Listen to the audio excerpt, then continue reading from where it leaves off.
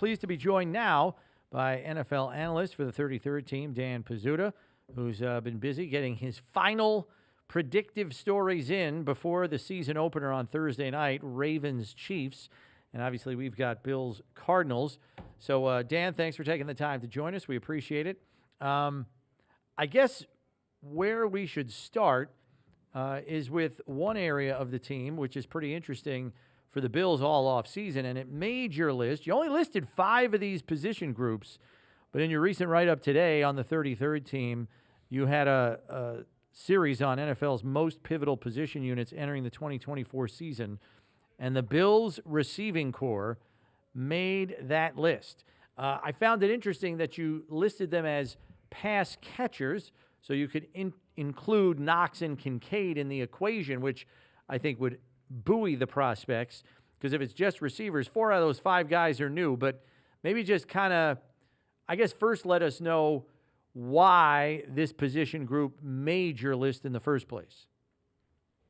Yeah, I think it's kind of like you said, how because so much of it is new, I think how this receiving core and the pass catching group in general kind of clicks, and how they figure out who is best where and how early they can get that going, I think is going to be one of the most pivotal things for really any team, because the Bills did do this kind of transition in that pass catcher area where, Stephon Diggs is out. You have now Shaqiri, you have Curtis Samuel, you have Keon Coleman, all of these guys who are going to be new and playing much bigger, either one playing a much bigger role or playing a completely new role than they were last year. So I think, the Bills are kind of going in that Chiefs direction a little bit, where we have this superhuman quarterback and we kind of hope he's going to be able to figure out some things early in the season that'll allow us to figure out how to best use these pass catchers.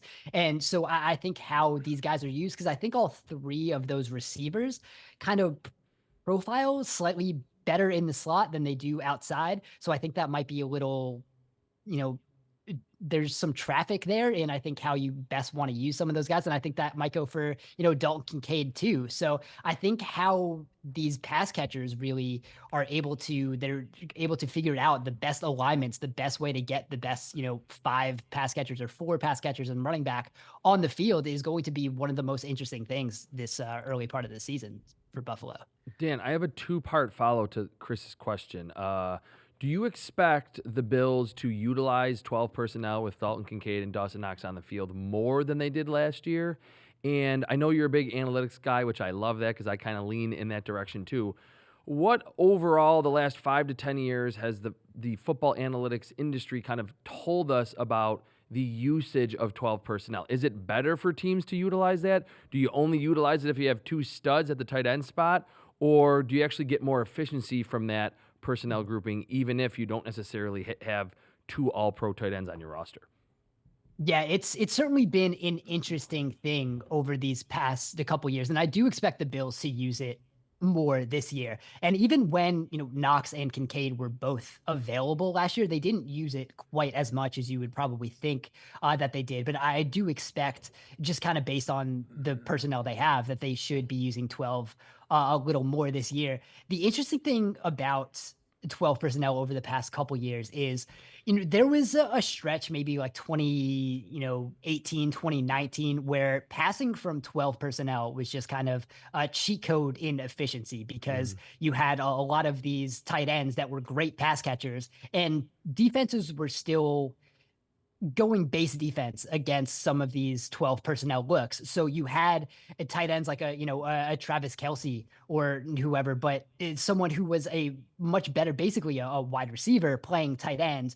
And defenses were still going pretty heavy in defending that. Over the past couple of years, we have seen that shift, and defenses are much more willing to play nickel against those 12 personnel sets and basically dare teams to run against them. And I think we do have some of those, when you have some of those, pass catching first tight ends that aren't necessarily the run blockers that you need to be having really good run blocking and be able to run out of 12 personnel. And so these defenses aren't losing a lot by being in nickel and defending against the pass. So I think we've seen a bit of a switch in how efficient 12 personnel can be. So you kind of really need to be good at both right now because of how defenses are going against them. So I do see like you have a Dawson Knox who can play a little more in line. I know when they were, when they were both on the field, Dalton Kincaid was in the slot a bunch and Knox was inside, and neither one is, the greatest blocker in the world.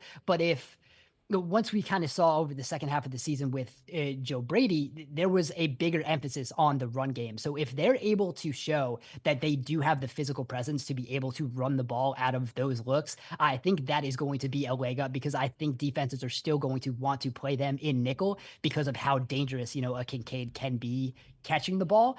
So I think that is really going to be the key, especially just around the league, because I do expect 12 to come up a little more with a lot of these teams. But how well you can be balanced and kind of just all around with some of these tight ends is really going to be the key to what you can do, because just passing out of 12 personnel is not the cheat code that it used to be. Okay. Yeah, and that kind of segues me to my next question, because in those last 7 games under Brady as the OC last year, and granted, he was kind of triaging an offense that had kind of hit the skids at 6-6. They still ran the ball 52% of the time. They didn't come anywhere close to that under Dorsey or Dable in the previous 4 seasons. And so it left a lot of us wondering, well, was he just triaging an offense that was in a little bit of trouble and it hit the skids?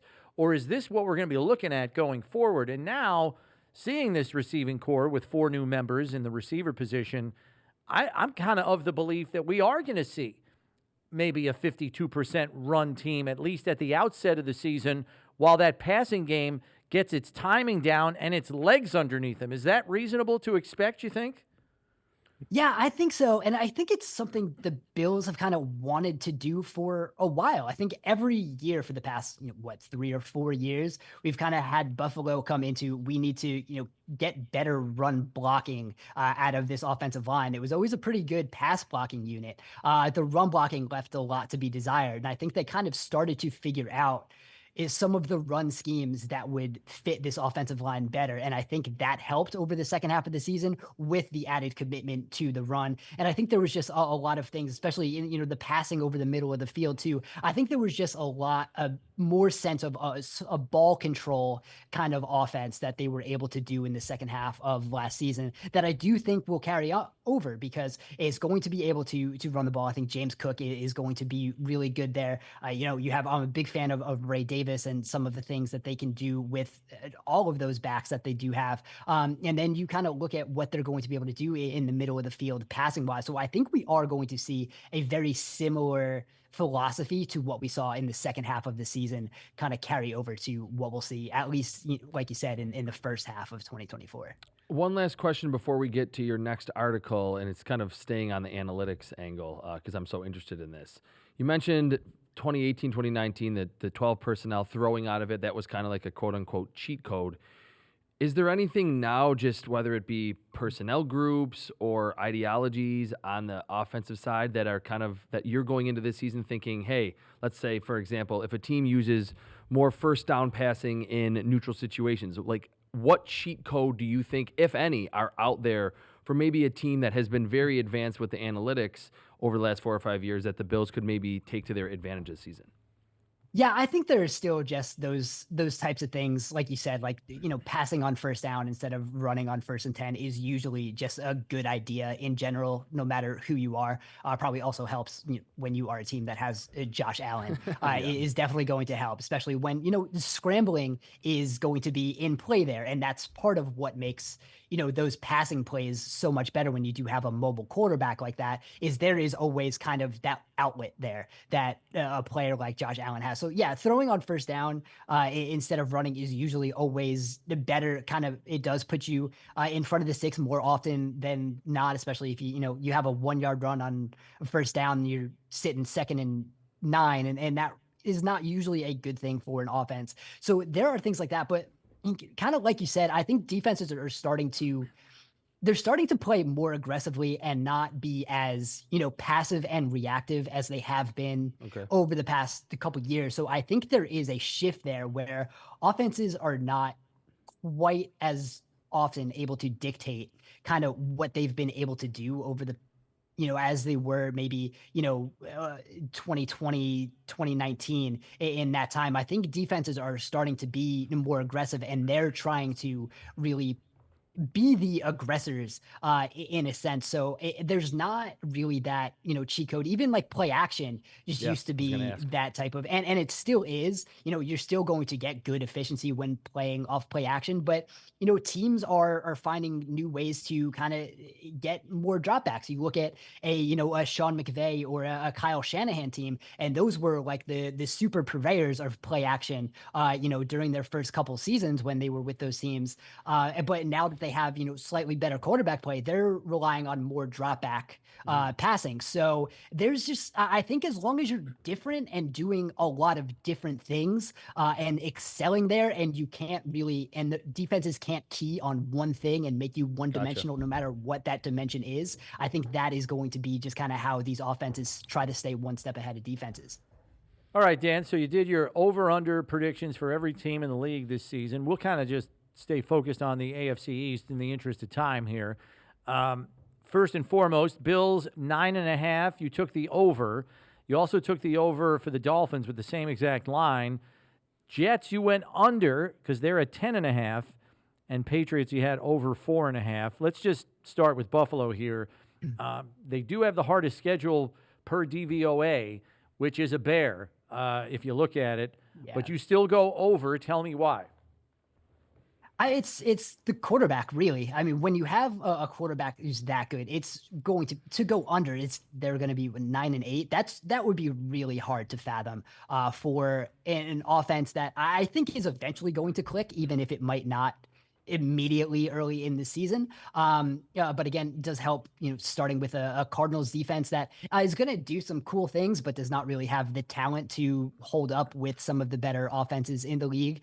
So when you look at what the offense should be, at least by the middle of the season, and you look at this defense, again, there's always injuries, but Sean McDermott has been a very good defensive coach during his tenure in Buffalo, and they've been able to keep very good units there, even when there have been injuries all over. So I'm putting trust in a Sean McDermott defense and Josh Allen, and I feel like that's, maybe the floor is 10 wins, and 10 wins would probably be a little disappointing based on what Buffalo has been over the past couple years. But I find it very hard to just kind of sit here and think they're going to win 9 games or fewer. Last one for me. On the flip side there, explain your reasoning going under 10.5 for the Jets. Is it just injuries?